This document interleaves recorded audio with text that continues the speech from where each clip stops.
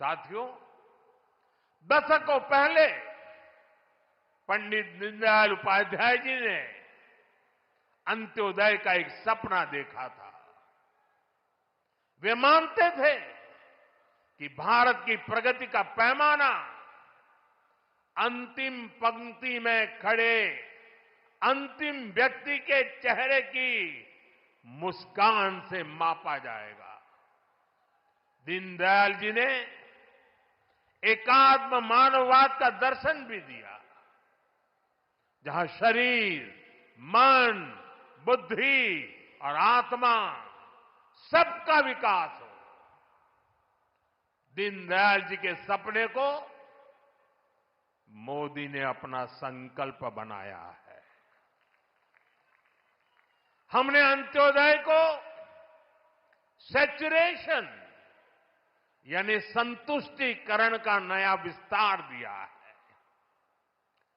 Saturation यानी हर जरूरतमंद, हर लाभार्थी को सरकार की कल्याणकारी योजनाओं के दायरे में लाने का प्रयास।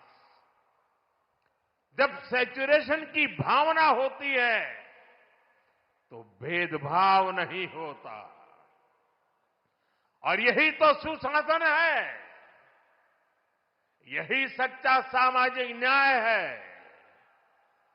यही सच्चा सेकुलरिज्म है।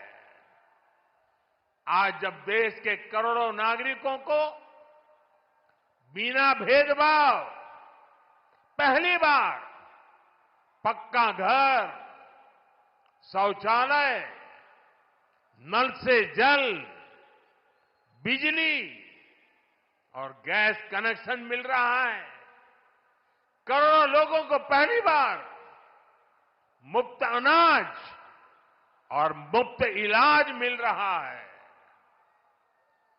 पंक्ति में खड़े अंतिम व्यक्ति तक पहुंचने का प्रयास हो रहा है, तो पंडित दीनदयाल जी के विजन के साथ न्याय हो रहा है।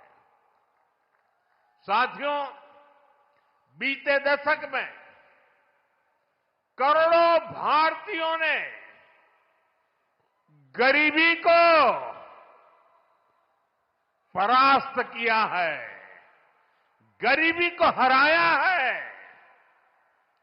ये इसलिए संभव हुआ क्योंकि भाजपा सरकार ने जो पीछे छूट गया था उसे प्राथमिकता दी, जो अंतिम पंक्ति में था उसे प्राथमिकता दी। साथियों, 2014 से पहले करीब 25 करोड़ देशवासी ऐसे थे जो सरकार की सामाजिक सुरक्षा योजनाओं के दायरे में थे। 25 करोड़। आज करीब 95 करोड़ भारतवासी इस सुरक्षा कवच के दायरे में है। उत्तर प्रदेश में भी बड़ी संख्या में लोगों को इसका लाभ मिला है। मैं आपको एक और उदाहरण देता हूं। जैसे बैंक खाते सिर्फ कुछ ही लोगों के होते थे, वैसे ही बीमा भी कुछ ही संपन्न लोगों तक सीमित था। हमारी सरकार ने अंतिम व्यक्ति तक बीमा सुरक्षा पहुंचाने का बीड़ा उठाया। इसके लिए प्रधानमंत्री जीवन ज्योति बीमा योजना बनाई। इससे मामूली प्रीमियम पर 2 लाख रुपए का बीमा सुनिश्चित हुआ। आज इस स्कीम से 25 करोड़ से ज्यादा गरीब जुड़े हैं। इसी तरह दुर्घटना बीमा के लिए प्रधानमंत्री सुरक्षा बीमा योजना चल रही है। इससे भी करीब 55 करोड़ गरीब जुड़े हैं। ये वो गरीब देशवासी हैं जो पहले बीमा के बारे में सोच भी नहीं पाते थे।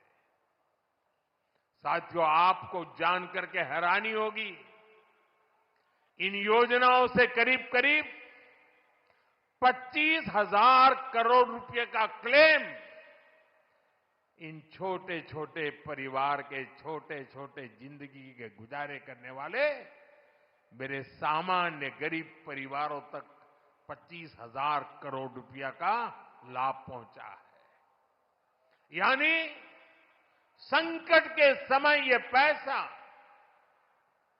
गरीब परिवारों के काम आया है।